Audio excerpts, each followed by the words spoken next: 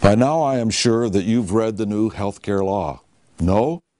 Apparently Congress didn't read it either before it was passed.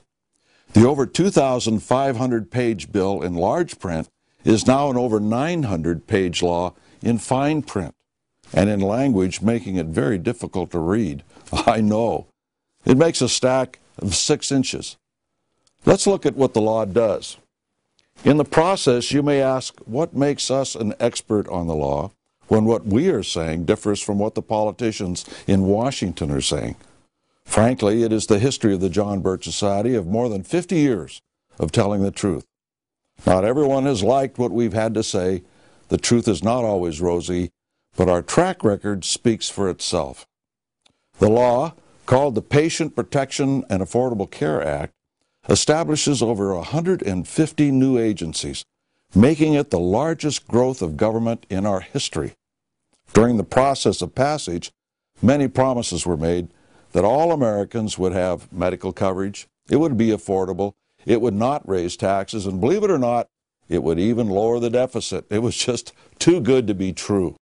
They never explained how adding millions of people to the insurance rolls and paying for their medical bills would accomplish this.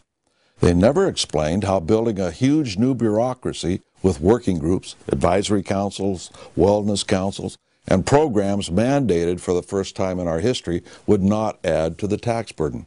Promises. But then, when it comes to government, their track record of keeping promises is poor. Social Security is an example. We were told it would be voluntary. No longer. We were told that the maximum amount that we would be taxed would be 1%. Today it is over 15%, counting both the employee and employer taxes. We were told that the taxes we paid in would go into a trust fund, not spent as the general fund. Not since the 1960s. There is no trust fund other than a paper entry. We were told that there would never be any income tax on benefits. No longer. We could go down a litany of such programs. Aside from the promises, Social Security is broke. Medicare, broke. Fannie Mae, broke. Freddie Mac, broke. The war on poverty is a 40-year failure using billions of dollars per year. The Department of Energy, a failure, and so on. The government does not have a track record of making things work efficiently for the benefit of the American people. If past history is any indication, the increase in our taxes over the next few years will be very substantial. However, we need not worry. We are told that government has fixed health care and that it will be different this time. Everyone agrees that ObamaCare is patterned after RomneyCare in Massachusetts. RomneyCare has set Massachusetts on the path to bankruptcy. Liberty and free enterprise built this country. Now we are told that only government can fix things. There is no smoking gun in this law. A smoking gun tells you where the shot was fired. This law is an enabling act, a loaded gun ready to fire, and you are the target. The impetus to pass government health care legislation is not new. It has been a process in work for several decades. As part of this process, certain politicians have blamed everyone but government for the problem of rising medical costs. The insurance companies, the medical facilities, the doctors, even the patients, the aged, for example. On the other hand, the solution offered has been government programs. As we have seen, government programs do not work as promised. In the case of medical costs, it is actually the government that is the primary reason costs have gone up. Here's how it works.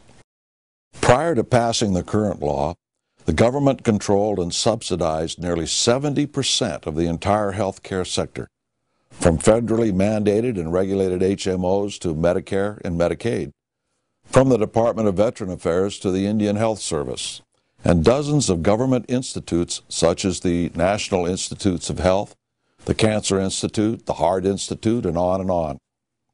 While invisible from the view of the average citizen, government regulation and oversight already permeates the entire system of medical care, from the insurance companies to employee benefits, from medical equipment and supply companies to hospitals, clinics, and medical personnel. It is the cumulative effect of costs, not only to comply with government regulation, it is the costs at all levels where medical facilities and professionals have to employ the services of people simply to read all the regulations as they change, implement them, and then fill out the paperwork, not to mention the taxes on the medical profession. Then the government increases our taxes to hire people to read the medical reports. Are you still with me? Government at both federal and state levels regulate the insurance companies as to coverage and cost. They also stifle competition between insurance companies by limiting the number of providers that can do business in a state. Competition always drives down prices. The lack of competition drives prices up. In the case of laws such as the Medical Improvements for Patients and Providers Act of 2008, Medicare supplement insurance is standardized. One size fits all, completely eliminating competition. The new health care law does this in spades and mandates regulating insurance coverage, business, employee benefits, and medical facilities. It also will regulate state insurance commissions. In the beginning, insurance companies will be subsidized. This is why they didn't object too much to the new law. However, in the end, it will mean total government-controlled medical insurance. One of the major reasons that health care costs have gone up is the passage of laws stipulating that all who go to an emergency center must be taken care of regardless of their ability to pay. This has been taken advantage of by everyone from the indigent to the illegal alien. In fact, it has been the illegal aliens using such facilities that bankrupted hundreds of hospitals in the last decade, since hospitals could not pass on all the loss to paying patients. The problem was so acute in California, it threatened to close all the hospitals in the state. Go online and search out hospital bankruptcies. You will find 68 pages listing articles online about hospital bankruptcies. Instead of rescinding the laws, the government started to subsidize the problem by giving grants to hospitals to keep them open. And for all of us, taxes as well as costs continued to rise. And we have just given you an overview of the government's involvement that has driven healthcare costs up. This involvement has made an increasing portion of our medical professionals more and more an auxiliary of the federal government. The new law will complete the process. For businessmen, the law will be particularly onerous.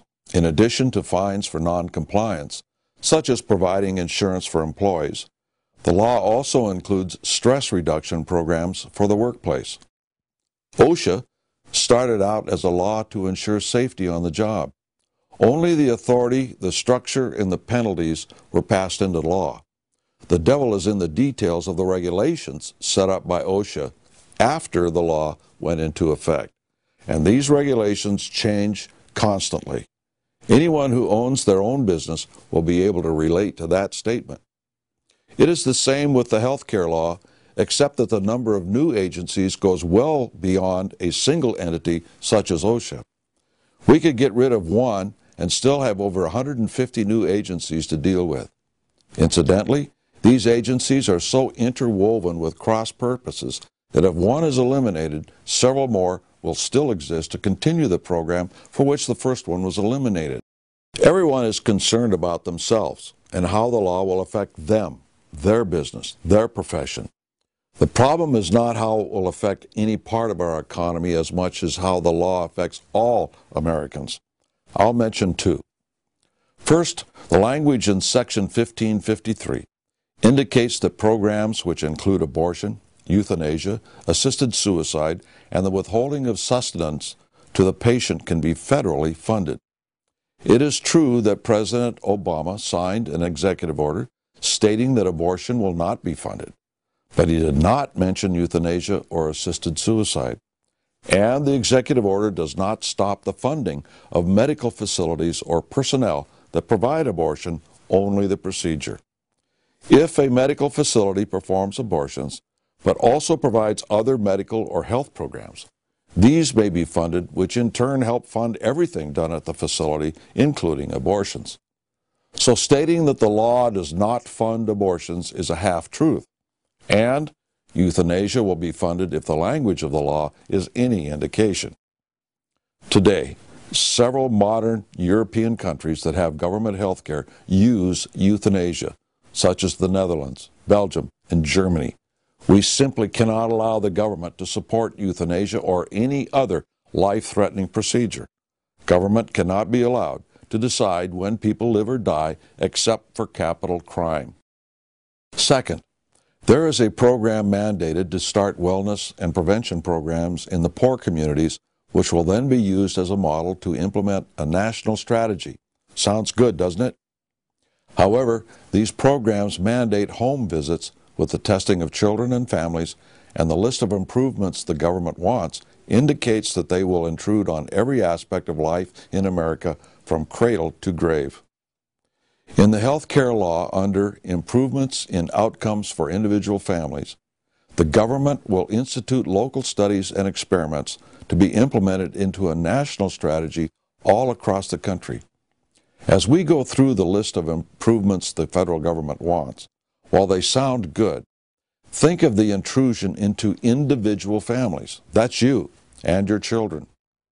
The improvements listed are prenatal, maternal, and newborn health, child health and development, child cognitive, language, socio-emotional, and physical development, parenting skills, school readiness, child academic achievement, reduction in crime, reduction in domestic violence, improvements in family economic self-sufficiency, stress, both in the family and on the job, and more.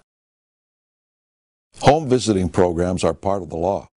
Think of how the government must come into every home to first gather information and then use that data to intrude on parental rights. The idea of school readiness and academic achievement provides the excuse for government agents to nullify parental prerogatives for private and homeschooling. Since they can test the preschool children, mold the tests of how and what the children should be taught, they can use this information to try and force you to send your children to government institutions. Government has never been a friend of the homeschooling movement. And given the social worker mindset, perhaps even take the children away from the home by calling parents bad when they are simply being resistant to government intrusion, which is their right to do. Once this program evolves out of localized studies and then implemented on a national scale as provided for in the law, the manpower required to implement this legislation will be legion. The initial stages are to be tested in the inner cities and poor areas. It will provide jobs for such organizations as ACORN or their successors. Historically, socialist activists gravitate to such jobs. Nationally, it will mean hundreds of thousands of government workers reaching into all parts of the country to implement the program, and our taxes will go up accordingly. In order for government workers to come into the homes of America, the Bill of Rights will be trashed. The First to the Fifth Amendment will be violated. Since the workers will have the ability to recommend that family or child welfare services look at how you treat your children, and the possible ramifications of such a report, most people will be compliant, allowing in the workers and answering their questions. You will be intimidated from telling the government what you think of them, a violation of the First Amendment. They may ask you if you have a gun in the home, a favorite question asked by social workers. They cannot even be in your home without your permission, a violation of the Fourth Amendment. They will violate the Fifth Amendment by asking private questions of you and your children that may be used against you in the future. Was this debated on the floor of Congress? The legislation established a group to begin the process. It is known as the Interagency Working Group on Health Care Quality. It is composed of a mind-numbing array of government agencies, many of which we are sure you don't even know exist. By listing them, you will begin to see the intrusive nature of government into medicine even before the law was passed. As you look at the list of government agencies in this working group, ask yourself what kind of politician wants this sort of government intrusion into medicine and your family. And more importantly, what do they intend to do with it? Other groups the law mandates to be established to implement their recommendations include many of the aforementioned agencies and also these listed. Again, why is an agency such as Homeland Security involved? You can quickly begin to forget that this law was sold to us as a health care reform package when you see all of the government agencies that are to come together to tell us what's best for us and our children. In light of the Bill of Rights, the government agencies involved are indeed scary. This is the main problem with the law. It is the fact that it mandates a structure to run our lives. You may have an idea now why totalitarians of the 20th century were able to use socialized medicine to help subjugate their own people. From Lenin to Hitler to Castro, this has been true. The world's longest reigning communist dictator, Cuba's Fidel Castro, has roundly applauded Mr. Obama for passage of the health care legislation. Castro said, "We consider health reform to have been an important battle and success of his government." For students of history, this praise should come as no surprise, because the man most responsible for modern communism, besides Karl Marx, Russian tyrant Vladimir Lenin, has been widely quoted as saying, "Socialized medicine is the keystone in the arch of the socialist state." Yet proponents of our new law said it would provide more freedom for the American people. For example, House Majority Leader Steny Hoyer stated that the health care bill he so strongly pushed will give patients, not insurance companies, greater control over their health care. Looking at the law, we already see that this promise will not be kept. While telling us that health care is liberation, it is the exact opposite. In fact, Congressman John Dingell of Michigan, an advocate of the law, sat next to Obama as he signed the bill into law, actually said in a radio interview that the law will, quote, "control the people," unquote. While he tried to explain away the remark later, the history of the legislation he has sponsored during his life is remarkably controlling. Hitler used the healthcare system in Germany to start a program of euthanasia of the aged and enfeebled. Within a decade, it had evolved into the death camp system. This is not an exaggeration. German doctors received their pay from the government directly or indirectly, and they were afraid to stand up and oppose the program until it was too late. Go online and research the eugenics programs of Germany and America, and you will be shocked. They are programs relatively unknown to Americans. One of the best DVDs on this subject is Maafa 21, which can be ordered from shopjbs.org. Healthcare in the hands of such people is extremely dangerous. We are not saying that the current administration is on this path, but why give them the power? Never forget that power corrupts, and absolute power corrupts absolutely. Our country's founders gave us a system of limited government. We are in the process of creating a system of limiting the people and allowing the government to do anything.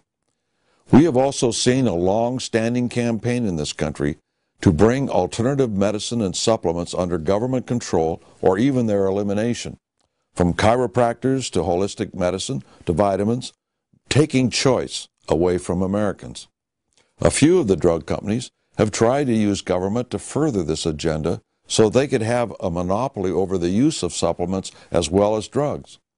Allies in this agenda, such as Senator John McCain, in early 2010, sponsored a bill to bring vitamins and food supplements under government control.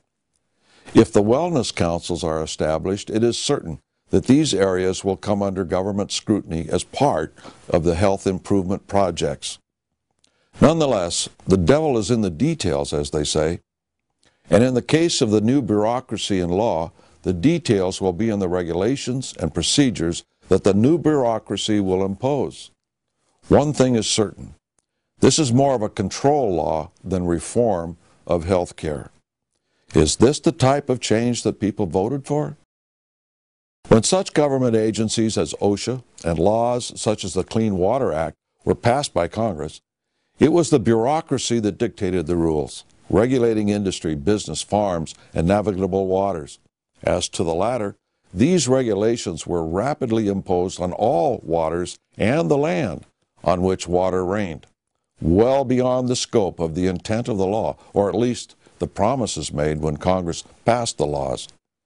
It's time to get involved in a campaign to repeal not only the new law, but government intrusion into medicine all across the board. If we do not get government out of medicine, we will be right back where we were before the law was passed. If someone advocates that we need government oversight, that's what caused the problem in the first place. We also have to be careful of solutions that are not solutions at all. Replacing this government program with another is not a solution. Even if it is less intrusive, the history of laws is that they get bigger and more expensive, accomplishing less of what they were intended to do as time goes by. A little amendment here and there by Congress would simply give us what we're trying to get rid of now. We cannot be fooled into arguing against the health care law only on the basis of injustice to any one portion of society, or by a regulation or two, or by eliminating a mandate. The entire law is bad. The manner in which OSHA became law was that once a few regulations were rescinded, major business associations said it is now a law we could live with, and the movement led by the John Birch Society to rescind OSHA was stopped. OSHA has been growing ever since. As part of the process of repealing Obamacare, there will be companies and business associations whose survival will depend on offering services and compliance related to the law. They will have a vested interest in seeing Obamacare go forward, just as what happened with OSHA in the 1970s. We cannot allow ourselves to be convinced that we can live with a few changes in Obamacare that will make it livable. One of the schemes being promoted as a solution is an amendment to the Constitution to stop the law.